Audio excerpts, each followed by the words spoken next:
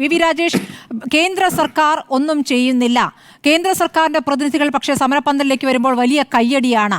ഇതാണ് BJPയുമായി ബന്ധപ്പെട്ട് വരുന്ന പ്രധാനപ്പെട്ട ഒരു ആക്ഷേപം. മാത്രമല്ല, സുരേഷ് ഗോപി പറഞ്ഞല്ലോ, കേന്ദ്ര സർക്കാരിന് ചെയ്യാൻ സമയം വേണം.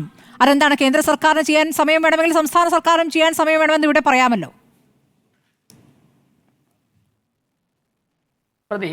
കേന്ദ്ര സർക്കാരിൻ്റെ പ്രതിനിധികൾ സമരപന്തലിലേക്ക് വരുമ്പോഴേക്കും കയ്യടി ലഭിക്കുന്നു എന്ന് താങ്കൾ തന്നെ പറഞ്ഞു. ഞങ്ങൾ കയ്യടി ലഭിക്കാൻ വേണ്ടിയല്ല വരുന്നത്, സ്വാഭാവിക ഒരു സമരത്തിൻ്റെ പ്രതികരണമാണ്. അത് വളരെ സിൻസിയറായിട്ടാണ് ഇടപെടുന്നത് എന്നുള്ള കാര്യത്തിൽ അവർക്ക് ആത്മവിശ്വാസമുള്ളത് കൊണ്ടാണ് അവർ സ്വാഭാവികമായിട്ട് ഞങ്ങൾ കേൾക്കുന്നുണ്ട്. ചില കാര്യങ്ങളിലൊക്കെ തന്നെ അവർ ഞങ്ങളെയും വിമർശിക്കാറുണ്ട്, ഞങ്ങളോട് ശക്തമായിട്ട് ആവശ്യങ്ങളൊക്കെ ഉന്നയിക്കാറുണ്ട്. താങ്കൾ ചോദിച്ചു കേന്ദ്ര സർക്കാരിന് പരിഹരിക്കാൻ സമയം വേണമെന്ന്. കോടി ലക്ഷക്കണക്കിന് ആൾക്കാരുള്ള ഒരു രാജ്യത്ത്, ആശാവർക്കർമാരായിട്ടുള്ള ഒരു രാജ്യത്ത് ഞാൻ പറയട്ടെ, ഒരു സബ് കമ്മിറ്റി വെച്ച് പഠനം നടത്തി ഓരോ സംസ്ഥാനത്തിലെയും പ്രശ്നങ്ങൾ പഠനം നടത്തി അങ്ങനെ മാത്രമേ കേന്ദ്ര സർക്കാരിന് ആ വിഷയത്തിൽ ഡീപ്പായിട്ട് ഇടപെടാൻ സാധിക്കുകയുള്ളൂ. അതിന് പരിമിതമായിട്ടുള്ള മിനിമം സമയം ആവശ്യപ്പെടും. അതിന് മുൻപ് ചെയ്യാനുള്ള കാര്യങ്ങളൊക്കെ ചെയ്യും. ഞാൻ പറയാൻ ഉദ്ദേശിക്കുന്നത്, റെജിയിലൊക്കെ താമസിച്ചാണ് വന്നതെങ്കിലും കിട്ടിയ സമയം അത്രയും തെറ്റിദ്ധരിപ്പിക്കുവാൻ വേണ്ടി വിദഗ്ധമായിട്ട് ഉപയോഗിക്കുന്നുണ്ട്. സാർ, താങ്കൾ ഒരു 100 കോടി രൂപയുടെ കണക്ക് പറഞ്ഞു. ഞാൻ ചോദിക്കട്ടെ, കോ ബ്രാൻഡിങ്ങിൻ്റെ ഭാഗമായിട്ട് ആയുഷ്മാൻ ആരോഗ്യ മന്ത്രി എന്ന് ഇന്ത്യയിലെ ആരോഗ്യ സ്ഥാപനങ്ങൾക്കൊക്കെ പേരിടണമെന്ന് പറഞ്ഞപ്പോഴത്തേക്ക് സംസ്ഥാന സർക്കാർ നരേന്ദ്രമോദിക്കെതിരെ ഞങ്ങളാണ് ഇന്ത്യയിൽ ഏറ്റവും വലിയ ഫൈറ്റ് ചെയ്യുന്നത് എന്ന് കാണിക്കാൻ വേണ്ടി ഇടില്ല. കേന്ദ്ര ഗവൺമെൻറ് പറയുന്ന ആ പദ്ധതി ഞങ്ങൾ നടപ്പിലാക്കിയില്ല എന്ന് പറഞ്ഞില്ലേ? അങ്ങനെയല്ലേ നമുക്ക് 600 കോടി രൂപ ലാപ്സായത്? ആ 600 കോടി രൂപ ലാപ്സായിട്ട് അവസാനം ഗതിയില്ലാതെ വന്നപ്പോഴല്ലേ രാഖി രാമാനം പോയി ആ പേപ്പർ ഒപ്പിട്ട് കൊടുത്തത്? ശരി, മറ്റുള്ള സംസ്ഥാനങ്ങൾ ചെയ്തതുപോലെ കേന്ദ്ര ഗവൺമെന്റ് എടുത്ത ഒരു പോളിസി, അത് പറഞ്ഞ സമയത്ത് തന്നെ ആയുഷ്മാൻ ആരോഗ്യ മന്ത്രി ആരോഗ്യ സ്ഥാപനങ്ങൾക്ക് പേരിട്ടിരുന്നില്ല 600 കോടി രൂപ കേരളത്തിൽ ലഭിച്ചേനെ. നിങ്ങൾ ചെയ്യേണ്ട സമയത്ത് ചെയ്യില്ല, ജാട കാണിക്കും. അതിനുശേഷം വാലറ്റം വങ്കിലാവുമ്പോഴേക്കും പോയി ചെന്ന് കാല് പിടിച്ച് സെറ്റിൽ ചെയ്യും.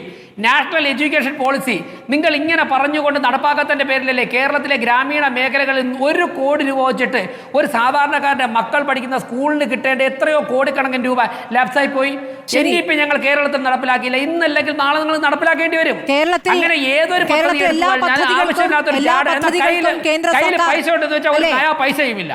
കേന്ദ്ര സർക്കാരിന്റെ പദ്ധതിയാണെന്ന് ബോർഡ് വെക്കണം. അത് വീടുകളുടെ കാര്യത്തിലായാലും അതെ, മാനദണ്ഡങ്ങൾ പാലിക്കുന്നില്ല. മാനദണ്ഡം എന്ന് പറയുന്നത് ഇത് കേന്ദ്ര സഹായത്തിൽ പണിത വീടാണ് എന്ന് മുന്നിൽ ബോർഡ് വെക്കണം. അവരെ അപഹസിക്കലാണ് എന്നതുകൊണ്ടാണ് അത് ചെയ്യാൻ പറ്റില്ലെന്ന് പറഞ്ഞത്. പദ്ധതിയുടെ പേര് വെക്കണം. കേന്ദ്ര സർക്കാരിന്റെ പടമൊന്നും വയ്ക്കേണ്ട സ്മൃതി, ആ പദ്ധതിയുടെ പേര് വയ്ക്കണം. ആ പദ്ധതിയുടെ പേര് വയ്ക്കാൻ എന്താ കുഴപ്പം? ഒരു പദ്ധതി നടപ്പിലാക്കുമ്പോൾ ആ പദ്ധതിയുടെ പേര് വയ്ക്കാൻ എന്താ കുഴപ്പം? വീടിന്റെ മുന്നിൽ അല്ലേ? അത് ഈ രാജ്യത്തിന് സ്വാതന്ത്ര്യം കിട്ടിയത് മുതൽ അത് പ്രാവർത്തികം. ഓരോ വീടിന്റെ മുന്നിലും ഒരു പദ്ധതി ലഭിക്കുമ്പോൾ ആ പദ്ധതിയുടെ പേര് വെക്കണം. അത് ഒരു ഗവൺമെന്റ് പോളിസിയാണ്.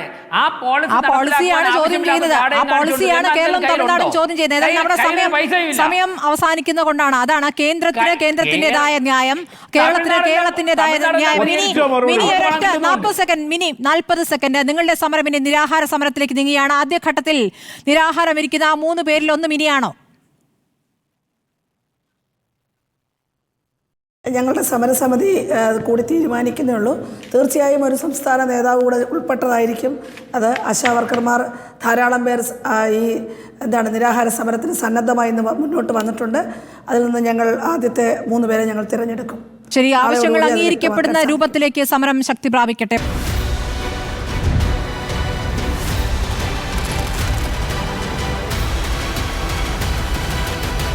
ഡിബേറ്റ് വിത്ത് സ്മൃതി പരുത്തിക്കാട്.